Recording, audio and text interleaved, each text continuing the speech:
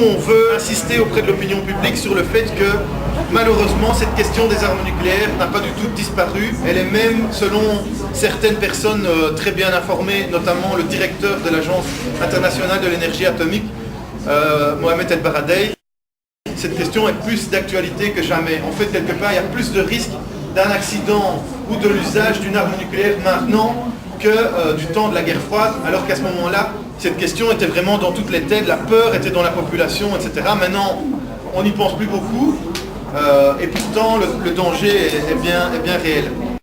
Alors, on va essayer de vous montrer par une petite action visuelle et auditive à quel point le problème est encore d'actualité.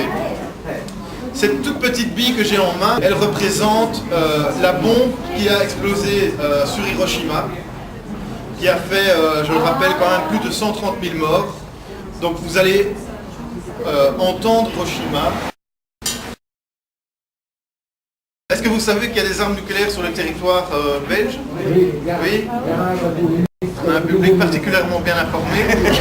Le gouvernement joue un petit peu à ni oui ni non par rapport à ces armes depuis des années.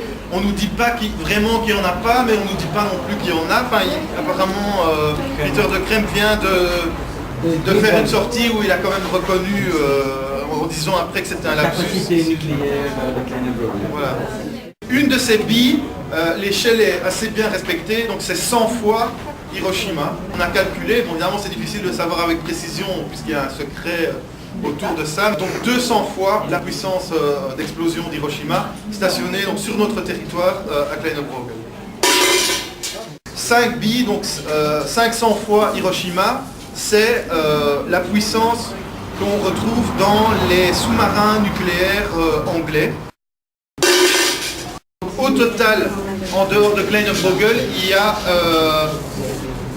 donc 3500 fois Hiroshima en armes nucléaires américaines stationnées sur le territoire européen, donc en violation du traité de non-prolifération, puisque en deux mots, le traité de non-prolifération, c'était les pays qui ont des armes nucléaires s'engagent à désarmer, et en échange, entre guillemets, les pays qui n'en avaient pas encore s'engageaient à ne pas en acquérir, et en même temps, on leur disait, on vous aidera au niveau du nucléaire civil à développer la technologie civile pour ne pas que ça puisse être un retard de développement pour votre pays.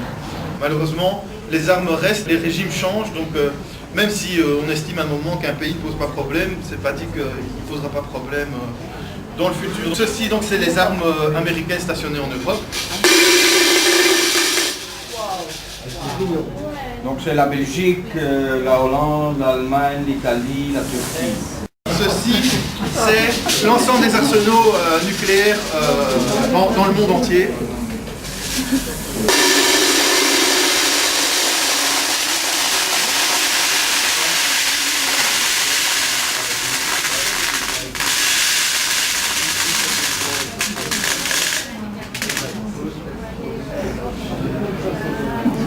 Il reste quelques centaines d'Hiroshima dans le fond du sac. Voilà.